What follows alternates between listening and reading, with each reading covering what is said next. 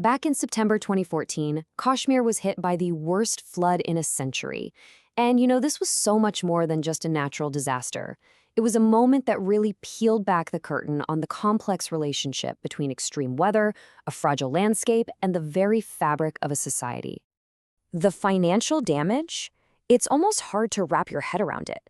The government of Jammu and Kashmir put the loss at 1 trillion rupees. But that's not just a number, right? That represents people's homes destroyed, the ruin of the vital agriculture and tourism industries, and the total collapse of essential infrastructure. It set the region back years. Yeah, this was not your typical flood. We're talking about a deluge of historic proportions. The water was up to 16 feet deep in the capital city Srinagar, which was completely underwater for weeks. The amount of water flowing through the Jhelum River just shattered every record they had. So how on earth did a situation this catastrophic even happen? Okay, so let's get into it. To really understand the flood, we first have to understand the wild weather that caused it. This wasn't just a heavy rainstorm. It was a super rare and devastating combination of multiple powerful weather systems all converging at once, creating a true meteorological perfect storm right over Kashmir. So here's how it all went down. First, you've got this monsoon low-pressure system moving west. At the exact same time, a big weather system from the west is moving east. They basically collided right over Kashmir.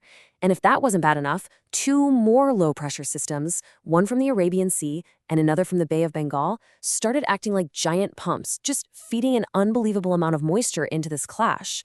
It was truly the perfect recipe for a downpour like no one had ever seen. Now, this slide really shows you the sheer volume of water we're talking about. Just look at the Anantnag district.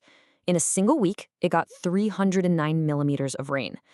Now get this, that's more rain than it normally gets during the entire 4-month monsoon season. And this wasn't just some freak occurrence in one spot. 6 different districts saw the same thing, a whole season's worth of rain in just a few days. But that historic rainfall, as absolutely intense as it was really only half the story. The other half is about how, for decades, the Kashmir Valley itself had been made vulnerable, primed for a disaster just like this. The rain was the trigger, you could say, but the landscape was the loaded gun.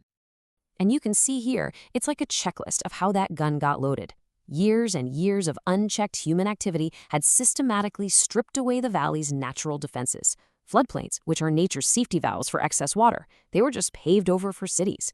Wetlands, which are supposed to act like giant sponges, were drained and built on. Deforestation on the mountains meant soil just washed right into the Jhelum River, choking its channel and dramatically cutting down how much water it could even carry. And on top of all that, the flood control systems they did have were old and just not maintained. The valley's own geography made the problem even worse. You see, the Jhelum River has a really gentle slope as it flows through the valley. What that always meant, historically, was that when the water got high, it would naturally and harmlessly spread out over these wide-open floodplains. But now, with those floodplains covered in homes and businesses, that enormous, record-breaking volume of water, it had nowhere to go, nowhere except right into the heart of towns and cities, with absolutely devastating consequences. So now let's turn to the human side of things and what happened next. And what unfolded were really 2 completely different stories happening at the same time. One was a crisis of governance, where the state just collapsed. And the other was this powerful, powerful story about the incredible spirit of the community. In those first critical hours and days, the state's disaster management system didn't just stumble. It completely vanished. This quote from the chief minister at the time is just a jaw-dropping admission. The government's own buildings, their own headquarters, were underwater. So for 36 hours, hundreds of thousands of people were left stranded, totally on their own, with absolutely no one to call for help. So while the official response was failing, this incredible story of resilience just bubbled up from the ground. Ordinary citizens, neighbors, shopkeepers, students, they became the first responders. While the few official rescue efforts were getting criticized for focusing on tourists and VIPs, local people were forming their own rescue groups. They used their intimate knowledge of the neighborhoods to rescue thousands.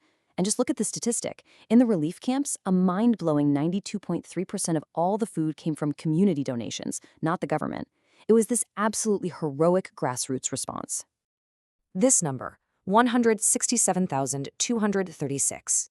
It's not just a statistic. Every single one of those was a house, a home, a family whose entire life was just turned upside down. The Srinagar district was hit the hardest, with over 93,000 homes damaged. This single number really captures the immense scale of personal loss and the unbelievable challenge of rebuilding that so many people faced. So, even after the waters finally went down, the crisis was far from over. In fact, deep inequalities started showing up in the recovery. Researchers created this relief deprivation index to basically measure the gap between what people lost and the help they actually got. The higher the score, the bigger that gap. And the results are just shocking. Srinagar, the district that suffered the most damage, also had the highest deprivation score, 60%, meaning its residents got the least amount of aid compared to their catastrophic losses. So the 2014 Kashmir flood is just a harrowing case study. It's a stark reminder of how vulnerable we're becoming in a changing climate, especially when years of environmental mistakes weaken our natural defenses. But it reveals something more than that, something really profound about people. That in the face of absolute crisis, when official systems totally collapse, the incredible power of community rises up. It proves that our greatest resource is, so often, each other.